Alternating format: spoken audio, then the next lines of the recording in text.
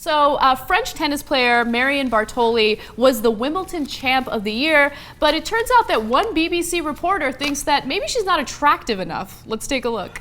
Got all these different routines and funky strokes, and then you just are amazed that she has energy left at the end of a match because she expands so much, swinging and boxing. And well, I just wonder if her dad, because obviously he's been the most influential person in her life, I just wonder if her dad did say to her when she was 12, 13, 14 maybe, listen, you are never going to be, a looker. You are never going to be somebody like a Sharapova who's going to be. You're never going to be 5'11". You're never going to be somebody with long legs. So you have to compensate for that. You are going to have to be the most dogged, determined fighter that anyone has ever seen on the tennis court if you're going to make it. And she kind of is. She is. I mean, you look at her and you get the sense that she's a street fighter when she goes out on the court. What? Okay, that was John Inverdale, and he works for the BBC, and he was the one who made the ridiculous comments about her looks. And I don't really know what your physical appearance has to do with your ability to be a great tennis player, but apparently that's a very, very important factor when you're talking about female athletes. Kelly, do you feel that he is guilty for making these statements? He did apologize. He feels like people misinterpreted what he had to say. Do you agree with him or believe him? I would like to kick the man in his nuts. Truly. I am, the logic he uses there, like you have to be attractive to be a good tennis player. This makes me very angry as a woman. The father told her that she is very unattractive. No, what?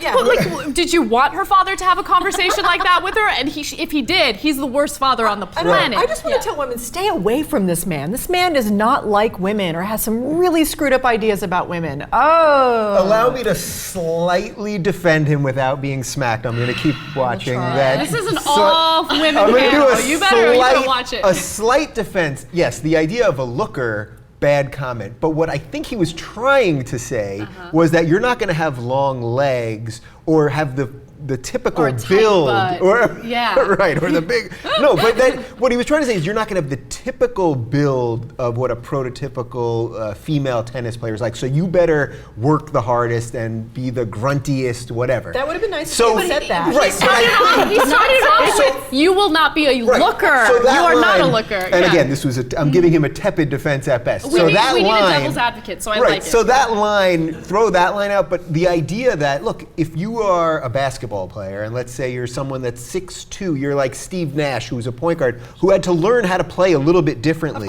because he had to shoot the ball higher so that, it wasn't getting blocked. So there are things that you're physical, that is not, I'm it's getting Desi's stretching going on. Yeah, it's okay. very different than saying you're too short to play with everybody else than saying you're too ugly to play with everybody else. Right, the looker line was the killer here. Yeah, and and I think that what I really am happy to see about this particular episode is definitely not what the sportscaster had to say, but with the outrage that came out almost immediately afterward. I mean, we all as women know about everyday sexism that you see every day on the street, at work, everywhere that we go. We have that to deal with. If you're a girl and you don't fit the standard male definition of what you should look like, then you're kind of seen as being at a loss, and that's really unfortunate, and it's something that is gradually starting to change. So I think that that's a good and positive sign out of this particular sportscaster, who I think appears to have run out of things to say. I was going to say that. I think he was tired and had probably been talking for 2 weeks straight and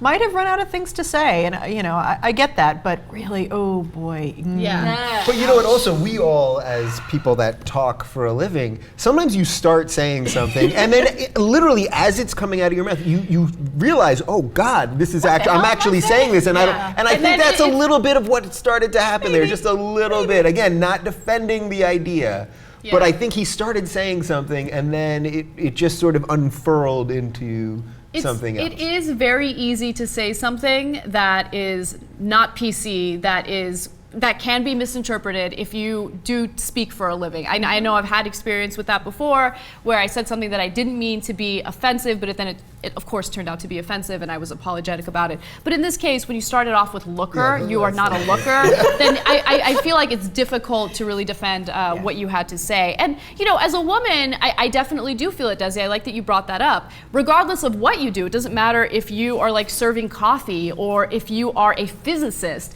There's always this emphasis on your looks, and it gets really frustrating because you get evaluated on it and people base your value on it. Well, and there's even a psychological unconscious bias that more attractive people do better in life and are more successful in their job because people want to be around attractive people. And also, to completely contradict everything I said before, look, the fact is, if he was an ugly guy, this guy would have never said this. You know what I mean? So that does make your point. If it had been an ugly guy, the guy would have said, oh, when he was a kid, he was so ugly. His mom would have had to sit him down and been like, you're ugly, you better work really hard at tennis. So,